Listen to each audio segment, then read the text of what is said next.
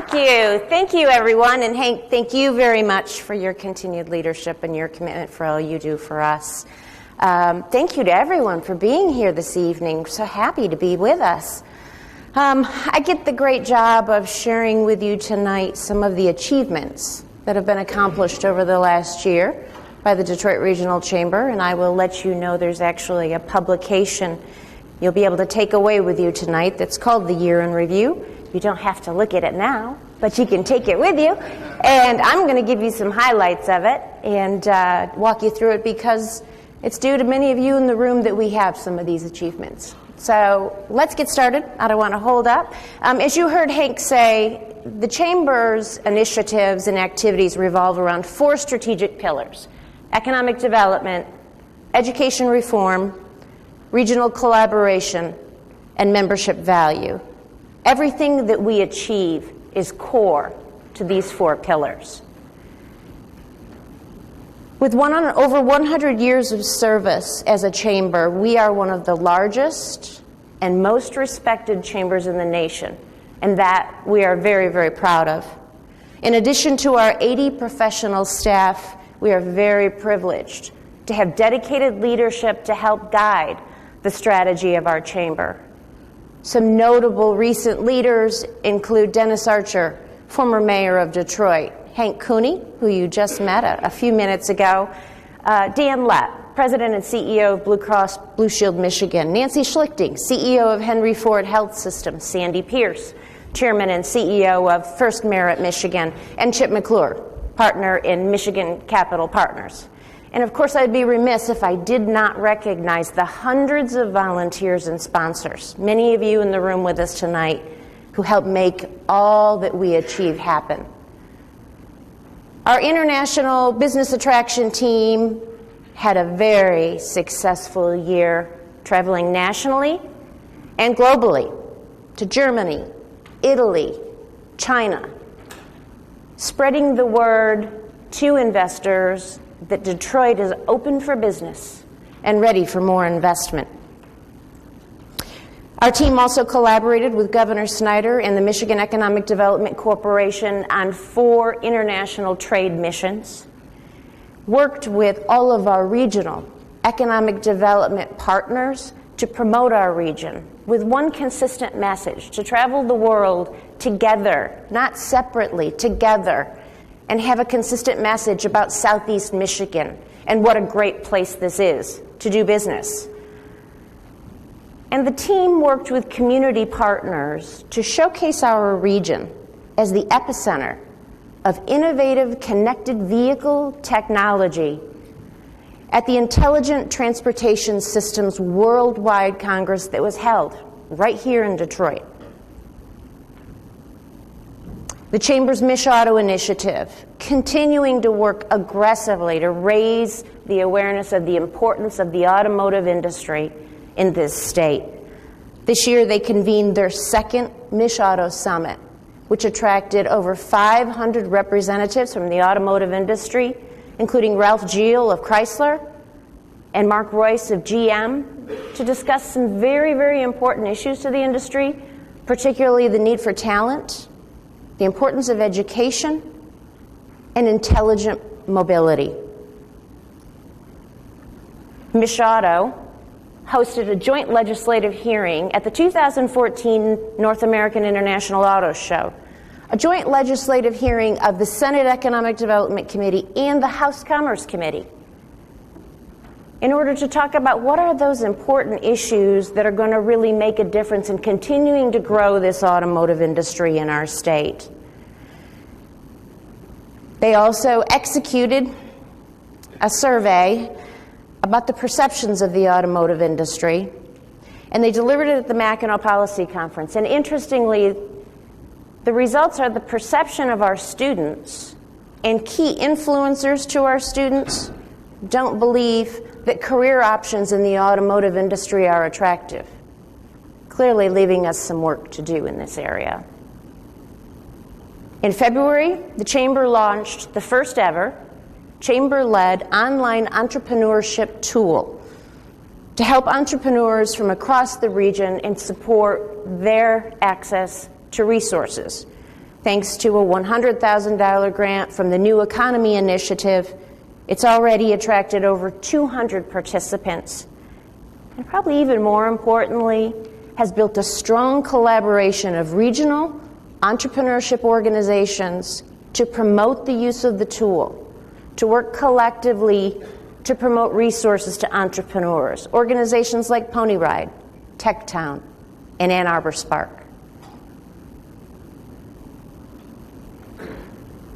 The Chamber continues to connect Michigan companies with global customer opportunities through its in-estate program and through our valued strategic partnership with the Michigan Economic Development Corporation's Pure Michigan Business Connect.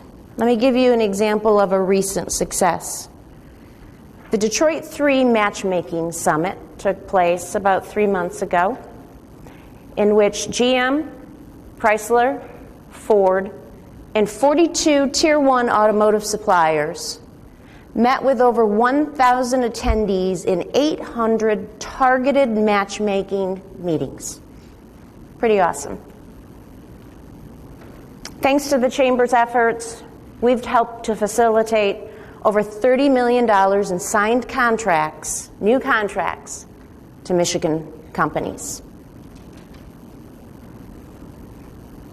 And our Michigan Policy Conference continues to show that we're the center stage for statewide issue discussion for business, government, community leaders to talk about all of those important issues important to our future, important to our localities and our regions. We accomplished a near record increased attendance with about 2% increase over the previous year, near record attendance increase, and then also we accomplished probably a close to 1,650 visitors that actually visited the island. Those are pretty big numbers for our conference, and we're very happy with that. We also were pleased that we had expanded national media interest in our conference, in the likes of ABC News, Washington Post, the New York Post, and the Wall Street Journal. National keynote speakers, very, very important to our agenda, including Jim Clifton, the CEO of the Gallup organization, Mitch Daniels, former governor of Indiana, Malcolm Gladwell, best-selling author of David and Goliath, and of course, one of my favorites, Mitch Landrieu, the mayor of New Orleans. Some of our other notable speakers and participants: Paul Begala, political contributor to CNN, S.E. Cupp, the host of CNN's Crossfire, and Nina Easton, senior editor for Fortune magazine. One of the very important conversations that we had during the conference was about the revitalization of Detroit and the status of the bankruptcy. Speakers like Mayor Mike Duggan, Emergency Manager Kevin Orr, and Governor Snyder rallied our conference attendees to get behind the new Detroit that we know was going to be coming soon. Academic and other business leaders also talked: Jerry Anderson of DTE Energy, Doug DeVos of Amway, Joe Harlan of the Dow Chemical Company, and of course our own Brooks Patterson from Oakland County. They gave us great insights on how to reactivate and attract talent. So important to our state. And then our Detroit Policy Conference. In its third year, proved that is a must-attend event, growing now with attendance to 800. It was a high-energy conference held in the Motor City Casino, and if you have never attended this event, you have to go. It's a fabulous day, all focused just on discussions about what's important in Detroit and what's going to happen in the future. We tackle some tough issues there and have some good conversations. So, for example, we had some great keynote speakers. TED Senior Fellow Candy Chang, an economist, Thomas Segru. They enlightened us, one, talking about our very innovative spirit in this city, but also pointing out to us how we can become much more community collaborative. And if you see there, mark your calendars, Little commercial here. Mark your calendars. February the 26th, 2015 is the next Detroit Policy Conference. Our advocacy team in Lansing had a spectacular year, working with bipartisan leaders to pass important legislation critical to Michigan's future. One of our most important achievements was the passage of Proposal 1, as well as the repeal of the personal property tax. Our team was very involved with guiding a dialogue, which ended up in passage of the grand bargain, important to Detroit's exit from bankruptcy.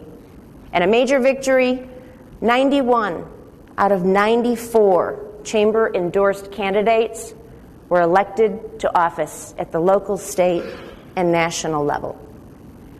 And our number one priority, re-electing Governor Rick Snyder. Throughout the year, the Chamber holds events to host national leaders, to enlighten them on issues important to our region and our state. And one notable activity this year was a roundtable that featured U.S. Secretary of Homeland Security Jay Johnson and U.S. Representative Gary Peters to have discussion about proposed customs plazas at busy trade crossings. And even more importantly, the importance for funding of a plaza at the Detroit-Windsor border for the new international trade crossing. In January, the Chamber co-authored a letter with the U.S. Chamber of Commerce and followed that with a coalition of Great Lakes chambers to visit Washington to show support for the need for immigration reform.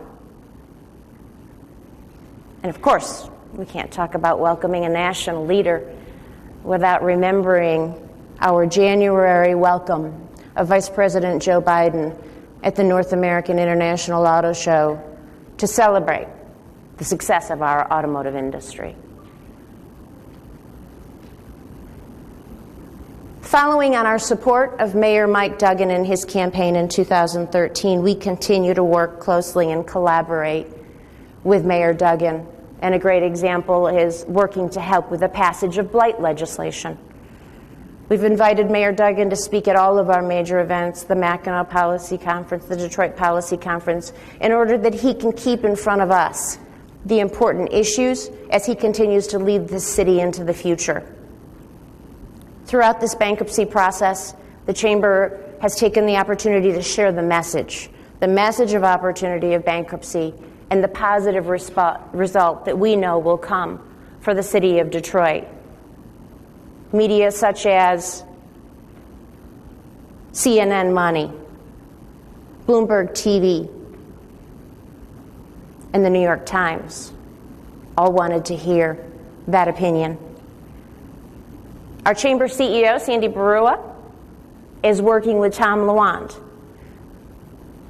the executive group head for jobs and economic growth for the city of Detroit, to co-chair a branding alliance to develop a positive brand about the city of Detroit. So we have something to share coming out of bankruptcy and start to change the perceptions of everyone outside of our borders. And on October, we had a great time taking 35 people to the city of New Orleans.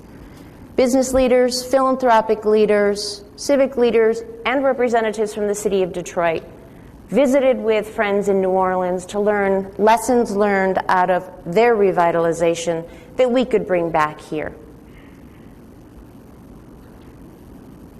Fulfilling our message to make a talent hub in Southeast Michigan, the Chamber awarded 150 Detroit Public School students scholarships through the Detroit Compact program and awarded over 600 students scholarships to two-year community colleges through the Detroit Scholarship Fund.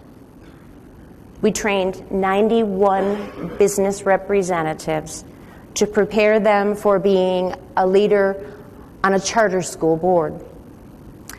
And our Mish Auto, Discover Auto series exposed over 300 students to careers in the automotive industry.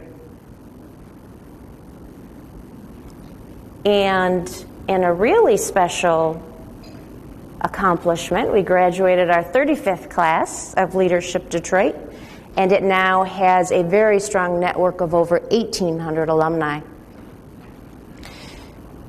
Membership engagement, membership networking, opportunities for connections, still so extremely important, and we make that available, especially through small business programs like Inside the CEO Mind and Maverick Marketing Mondays. But this year, really cool, we introduced a quarterly networking reception that features our county executives and their key staff, offering our members the opportunity to have full access to key leaders within those cabinets. So we have already hosted Mayor Mike Duggan, and we've hosted Al Brooks Patterson, County Executive, Oakland County. We'll be back in April with County Executive Mark Hackle from Macomb County.